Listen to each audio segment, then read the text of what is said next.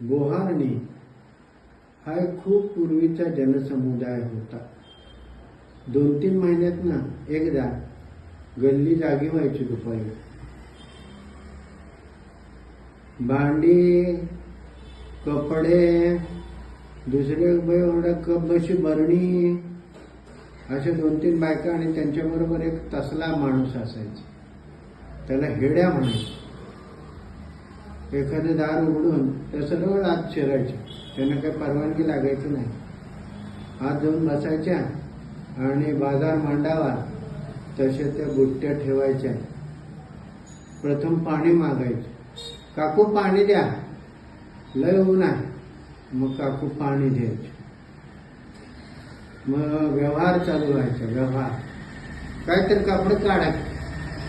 मग त्या काकू एखादी साडी, 1-2 शर्ट, पॅन्ट एखादी जुनी, लहान मुलांचे कपडे असं समोर आणून टाकायचे. पुरुषांचे कपडे त्यांना काय फारसा इंटरेस्ट असायचा नाही. ते काय फारसे फाटलेले असायचे नाही. ते असं बघायच्या. साडीचे मात्र इंच तपासायचे. अहो कसली साडी, किती भोक पडली, हे तर भोक बघा, यातनं दंड जात. मागं तुला मग काही नवीन कपडे आणून देऊ का, असं काकू म्हणायचे. मग यातनं काय देतील बोल. मग त्यातनं एक छोटासा सट किंवा छोटं पातेलं काढायचं. हे देऊ का, अगं एवढंच काय, ते भातुकलीचं पातेलं, ते नको मला, मोठं काढ. मग आणि कपडे काढा. मग काकू आतनं आणखी 2-3 कपडे काढायचे. तरी काय तिचं समाधान व्हायचं नाही.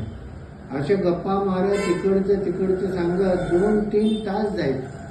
कुठनं मार्केटिंग शिकतात ह्या काय कळायचं नाही. पण एक सुद्धा यांची व्हिजिट फुकट जात नाही.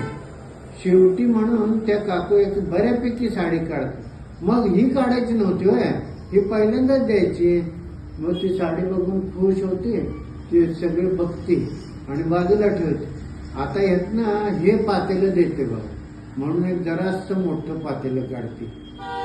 एवढे कपडे घरातनं गेले आणि त्याच्यावरनं पण एक पातेलं मिळालं म्हणून काकू खुश. एवढे कपडे मिळाले म्हणून बोहारीण खुश. आणि इतके 2 तास मजेत करमणूक बघायला मिळाली म्हणून मुलं खुश. असं व्हायचं. परत ते बाया बाहेर जायच्या. तो हेड्या त्यांच्या डोक्यावरती त्या उरलेल्या भांड्याचे टोपल्या ठेवायच्या आणि त्या बाहेर पडायच्या. परत पुढच्या दारी जायच्या. ओ काकू दार उघडा.